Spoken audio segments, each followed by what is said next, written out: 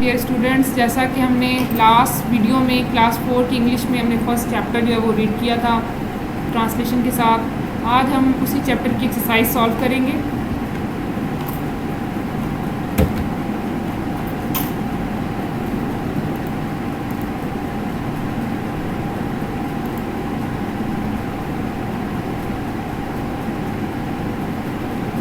चलें जी, हमारी एक्सरसाइज सामने ही है स्क्रीन पर। Fill in the blanks by using the words from lesson. जैसा कि हमने लेसन रीड किया था ट्रांसलेशन के साथ, उसी में से कुछ ये हमें ब्लैंक्स दी गई हैं, इन्हें हमें सॉल्व करना है।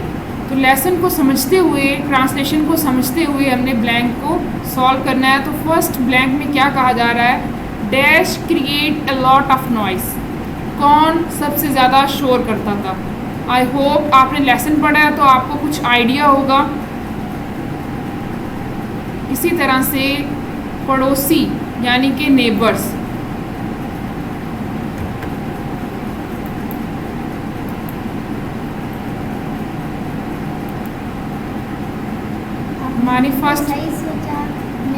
हमारी फर्स्ट ब्लैंक में नेबर्स आएगा। आई होप आप इस ब्लैंक को समझ चुके होंगे। देन सेकंड ब्लैंक की तरफ चलते हैं। The boy is very fond of dash on bike. लड़का क्या करने का शौकीन था? तो आई होप आपके माइंड में आंसर होगा। आंसर ये है राइडिंग, यानी कि लड़का जो है वो सवारी करने का, बाइक की सवारी करने का शौकीन था। आपने बिल्कुल सही सोचा। देन थर्ड की तरफ चलते हैं। Neighbours use to enjoy dash parties. पड़ोसी कौन सी पार्टी से लुत्फानंदोज होते थे? तो आई होप आपको आंसर माइंड में होगा। हमारी इस ब्लैंक में आएगा लेट नाइट पार्टीज। जैसा कि लेसन में बताया गया था, लेट नाइट पार्टीज से जो पड़ोसी थे वो लुत्फानंदोज होते थे। देन फोर्थ ब्लैंक की तरफ चलते हैं। We should maintain dash and dash in the locality. हमें क्या कायम करना चाहिए अपने माशरे में? तो इस डैश में आएगा पीस एंड साइलेंस, यानी कि सुकून और खामोशी। देन थर्ड ब्लैंक की तरफ चलते हैं। The doctor dash them not to make any noise. Doctor ने उन्हें क्या ना करने की नसीहत दी थी? तो इस ब्लैंक को आप समझ चुके होंगे। देन इसमें आएगा एडवाइज्ड। देन हम अपनी नेक्स्ट एक्सरसाइज की तरफ चलते हैं। वो है हमारे पास write whether the following sentences are true और फॉल्स। यानी कि यहाँ पर कुछ स्टेटमेंट्स दी गई हैं, उन स्टेटमेंट्स को मद्देनज़र रखते हुए, उन्हें समझते हुए, लेसन को समझते हुए हमें ट्रू और फॉल्स यानी कि दुरुस्त या गलत में हमें इसे वाज़ह तौर पर सामने लिखना है। तो अगर हम फर्स्ट ऑप्शन की तरफ चलते हैं तो हमारा फर्स्ट ऑप्शन है they do music practice with drums and guitar.